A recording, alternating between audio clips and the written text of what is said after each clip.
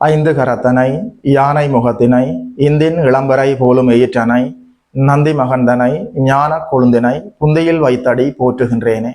நமக்கு ஜோதிட ஞானத்தையும் கிரியா யோகத்தையும் தந்த குருமார்களுக்கு நன்றி. ஜோதிட சொந்தங்களுக்கு வணக்கம்.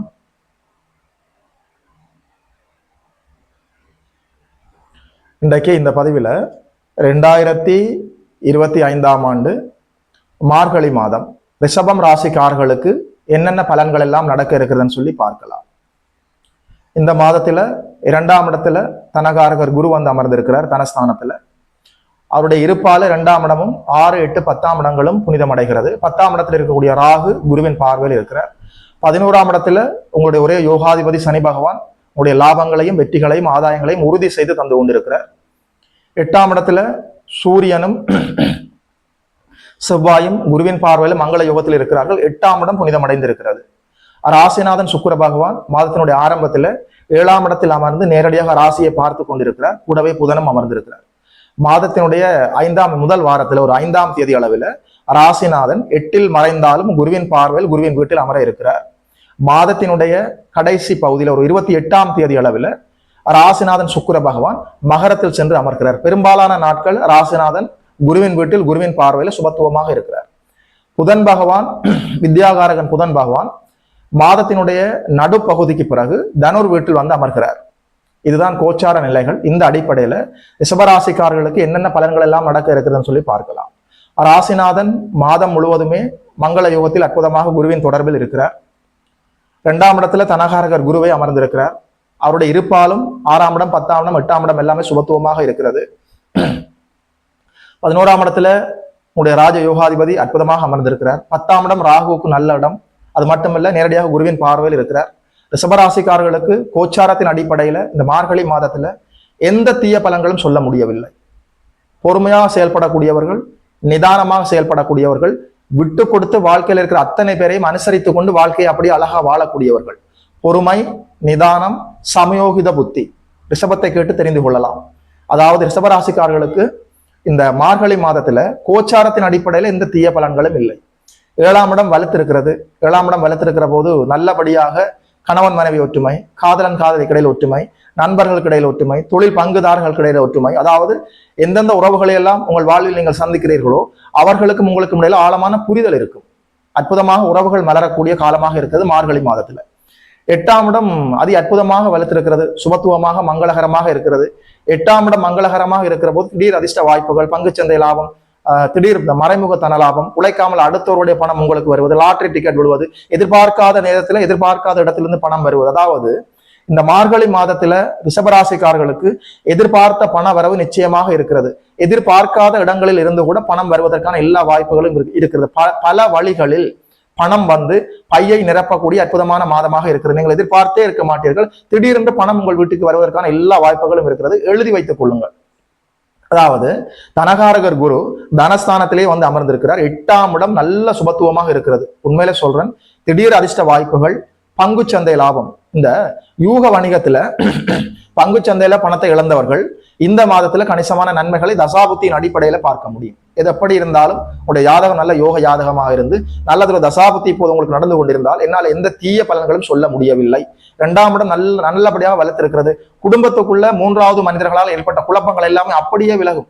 குடும்பம் ஒரு கோயிலாக இருக்கக்கூடிய, குடும்பமே கோயிலாக இருக்கக்கூடிய அற்புதமான மாதமாக இருக்கிறது ரிஷபராசிக்காரர்களுக்கு. ரிஷபராசிக்காரர்கள் குடும்பத்துக்கு பெரிய அளவுல முக்கியத்துவம் தரக்கூடியவர்கள். ரொம்ப சென்சிட்டிவானவர்கள். ஒரு தவறான வார்த்தைகளை கூட அவர்களால் தாங்க முடியாது. ரிஷபராசிக்காரர்கள் மென்மையானவர்கள், விட்டு கொடுத்து போகக்கூடியவர்கள், பொறுமையாக எல்லாத்தையும் கையாளக்கூடியவர்கள், அவசரம் காட்டாதவர்கள். உண்மையில சொல்றேன், ரிஷபராசிக்காரர்களுடைய நட்பண்புக்கு மார்கழி மாதம் ஒரு கொடையாக, ஒரு வரமாக, ஆண்டவனுடைய ஒரு கிஃப்டாக வந்திருக்கிறது.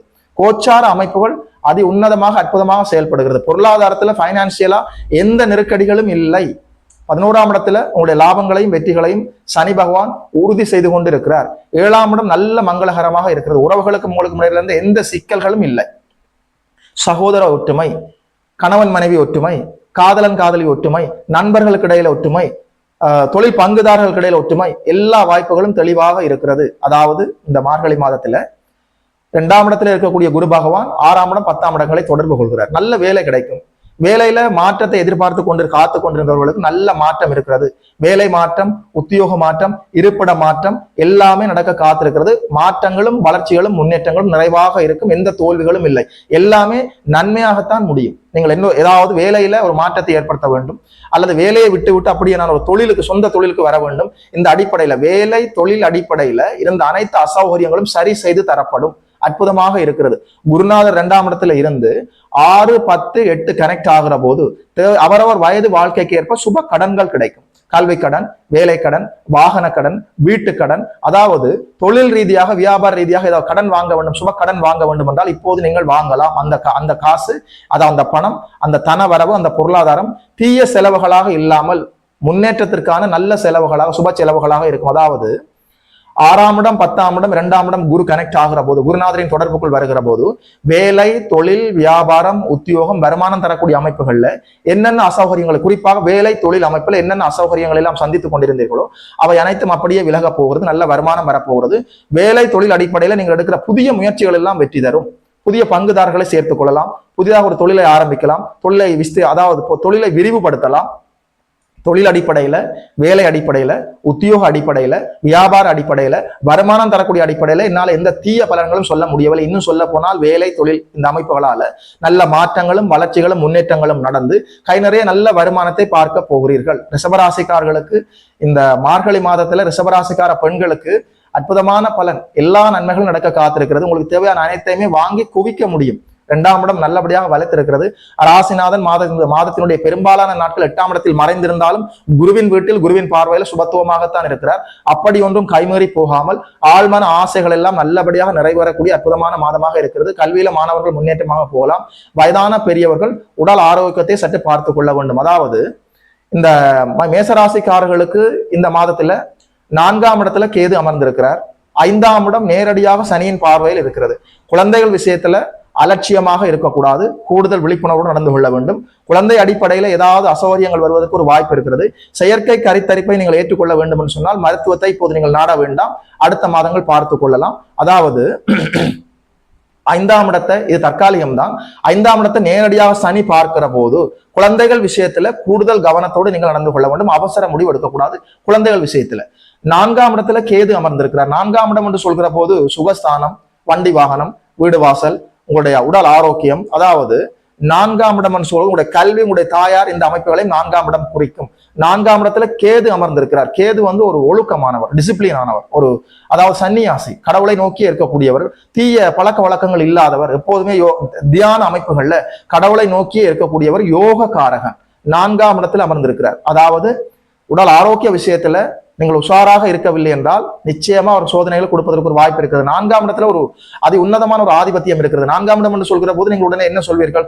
தாயார், தன் சுகம், கல்வி, வீடு வாகனம், வண்டி வாகனம், இந்த அமைப்புகளை சொல்வீர்கள். 4ஆம் இடத்துல இன்னும் ஒரு அற்புதமான ஆதிபத்தியம் இருக்கிறது, ஒழுக்கம், டிசிப்ளின். அதாவது இந்த மார்கழி மாதத்துல கேது பகவான் உங்களிடம் ஒழுக்கத்தை எதிர்பார்க்கிறார். ஒழுக்கம் என்றால் என்ன? சூரிய உதயத்துக்கு முன்பாக எழுந்திருப்பது. மார்கழி மாதத்துல ஆலயத்துல சென்று அற்புதமாக நீங்கள் வணங்க முடியும். திருப்பாவை, திருவம்பாவை, கனகதாரா ஸ்தோத்திரம், ஆதிசங்கரர் தந்த கனகதாரா ஸ்தோத்திரம். அதாவது ஆதிசங்கரர் அவர் சிறு குழந்தையாக இருந்த போது அவர் பிராமண குலத்துல பிறந்திருந்தார். அது அதிகாலையில வெளியிலே சென்று பிச்சை கேட்டு வந்து அந்த உணவைத்தான் சாப்பிட வேண்டும் என்று ஒரு விதியாக இருந்தது. காலையில எழுந்து அவர் பிச்சைக்காக சென்ற போது ஒரு பதிவிரதையோட வீட்டுக்கு அருகிலே செல்கிறார். அம்மா பிச்சை கொடுங்க என்று கேட்கிறார். அந்த அம்மா ஒரு பதிவிரதை, அதாவது தெய்வந்தொழால் கொழுநன் தொழுதெழுவாள் பெய்யன பெய்யும் மழை, தெய்வந்தொழால் கொழுநன் தொழுதெழுவாள் பெய்யன பெய்யும் மழை, வேறு தெய்வங்களை தொழாதவளாய் தன் கணவனையே தெய்வமாக நினைத்து வழிபடுபவள் பெய்யென்றால் மழை பெய்யும். அப்படிப்பட்ட அற்புதமான ஒரு பதிவிரதை விரதம் அனுஷ்டித்துக் கொண்டிருந்தால் விரதத்தை முடித்து விட்டு சாப்பிடுவதற்கு ஒரு பாதி நெல்லிக்காய் வைத்திருந்தாள். இவர் எதுவுமே கிடைக்கவில்லை, அந்த குழந்தை பிச்சை கேட்கிறது, என்ன செய்வதுன்னு தெரியவில்லை. அந்த பாதி நெல்லிக்காயை வெட்கப்பட்டு கொண்டு அந்த பாத்திரத்திலே எடுக்கிற போது ஆதிசங்கரர் அந்த குழந்தையாக வந்தவர் அதை அற்புதமாக வாங்கி கொண்டு அப்படியே நடந்து செல்கிற போது மகாலட்சுமியை குறித்து பதிகத்தை பாடுகிறார். அம்மா, இந்த பெண்ணுடைய வறுமை நீங்க வேண்டும் என்று. கனகதாரா ஸ்தோத்திரம் தோராயமாக ஒரு 20 பாடல்களுக்கு மேலாக இருக்கிறது. அற்புதமான பாடல். அதாவது முதலாவது பாடல், அங்கம் ஹரே புலக பூஷணம் ஆச்சிரயந்தி பிருங்காங்க நேவ முகுலாபரணம் தமாலம் அங்கே குருதாகல விபூதிர் அபாங்க லீலா மாங்கல்ய தாசு மம மங்கள தேவதாயா. இப்படி 21 பாடல்களை அப்படியே அவர் பாடிக்கொண்டே போக தங்க நெல்லிக்காயாக அந்த வீட்டிலே கொட்டியது. காலடியிலே இன்றைக்கும் அந்த வீடு இருக்கிறது.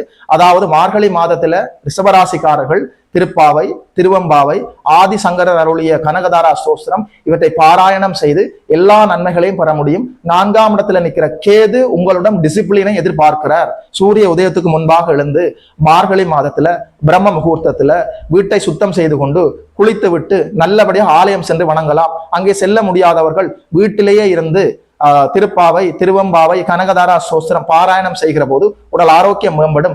நல்ல சொல்வாக்கு, செல்வாக்கு எல்லாமே அதிகரிக்கும். வீட்டிலே இருக்கக்கூடிய மங்களகரமான நிகழ்வுகள் எல்லாம் நல்லபடியாக நடக்கும். பொருளாதாரத்துல ஒரு குறையும் இருக்காது. ஆதிசங்கரர் இன்னும் நிறைய நூல்களை தந்திருக்கிறார் இந்த பூமிக்கு. அற்புதமான நூல்கள் எல்லாம் படித்து பார்த்தால் அப்படி இருக்கிறது. விவேக சூடாமணி, சிவானந்த லஹரி, ஆத்ம தத்துவம், தத்துவபோதம், ஆத்மபோதம், கனகதாரா ஸ்தோத்திரம், ஸ்ரீ தட்சிணாமூர்த்தி ஸ்தோத்திரம், ஏகப்பட்ட நூல்கள், அற்புதமான நூல்கள், பஜகோவிந்தம், ஏராளமான நூல்கள் இருக்கிறது. ஆதிசங்கரருடைய நூலை நீங்கள் எடுத்து பார்த்து படிக்க வேண்டும். கண்ண பகவான் கீதையில மாதங்களில் நான் மார்கழியாக இருக்கிறேன் என்று சொல்கிறார். அர்ஜுனனுக்கும் கண்ணனுக்கும் குருஷேத்திர போர்க்களத்துல நடந்த கேள்வி பதில்களை அப்படியே மகாபாரதத்திலிருந்து வெளியிலே எடுத்து அதுக்கு பகவத்கீதை என்று பெயர் போட்டு உலகுக்கு தந்தவர் ஆதிசங்கரர். ஜோதிட சொந்தங்கள் ஆதிசங்கரை படித்து பாருங்கள். உண்மையில சொல்றேன், இந்த ரிஷபராசிக்காரர்களுக்கு இந்த மார்கழி மாதத்துல என்னால் எந்த தீய பலன்களும் சொல்ல முடியவில்லை. அற்புதமாக இருக்கிறது. 4ஆம் இடத்துல நிற்கிற இந்த கேது உங்களிடம் டிசிப்ளினை எதிர்பார்க்கிறார். ஒழுக்கமாக இருந்து விட்டால் நிச்சயமாக இந்த மார்கழி மாதத்தில் ரிஷபராசிக்காரர்களுக்கு எல்லா நன்மைகளும் நடக்கும். உடைய ராஜ யோகாதிபதி லாபஸ்தானத்தில் இருக்கிறார். 10ஆம் இடத்துல ராகு பகவான் அமர்ந்திருப்பது நன்மை. அவரை குருவேறு பார்க்கிறார். அதாவது 2ஆம் இடத்துல தனகாரகர் குருவே வந்து அமர்ந்திருக்கிறார். 8ஆம் இடம் அதீதமாக வலுத்திருக்கிறது. 8ஆம் இடம் அதீதமாக சுபத்துவமாக வலுத்திருக்கிற போது ஆயுள் ஆரோக்கியம் மேம்படும். உங்கள் பெயருக்கு ஏற்பட்ட களங்கங்கள் எல்லாமே அப்படியே விலகும். தூர தேசம் சென்று படிப்பதற்கான வாய்ப்புகள் இருக்கிறது. திடீர் அதிர்ஷ்ட வாய்ப்புகள் வரும். நீங்கள் எதிர்பார்த்த இடங்களிலிருந்து நன்மைகள் நடக்கும். எதிர்பார்க்காத இடங்களில் இருந்தும் நன்மைகள் நடப்பதற்கான எல்லா வாய்ப்புகளும் இருக்கிறது. அதாவது 2025ஆம் ஆண்டு மார்கழி மாதம் ஒரு அதிர்ஷ்ட மாதமாகவே ரிஷபராசிக்காரர்களுக்கு இருக்கிறது. என்னால் எந்த தீய பலன்களும் சொல்ல முடியவில்லை. ஒழுக்கமாக டிசிப்ளினாக இருந்து விட்டால் இந்த மார்கழி மாதம் ரிஷபராசிக்காரர்களுடைய மாதம். வாழ்த்துக்கள். 2025ஆம் ஆண்டு மார்கழி மாதம் ரிஷபராசிக்காரர்களுக்கு இந்த பலன்களை எல்லாம் சொன்னதுல ஒரு ஜோதிடனாக எனக்குமே மட்டற்ற மகிழ்ச்சி. யோகி மதன் அஸ்ட்ரோ சென்டர் யூடியூப் சேனலை சப்ஸ்கிரைப் செய்திருக்கின்ற அனைத்து தோழர்களுக்கும் தோழிகளுக்கும் என் மனப்பூர்வமான நன்றிகள்.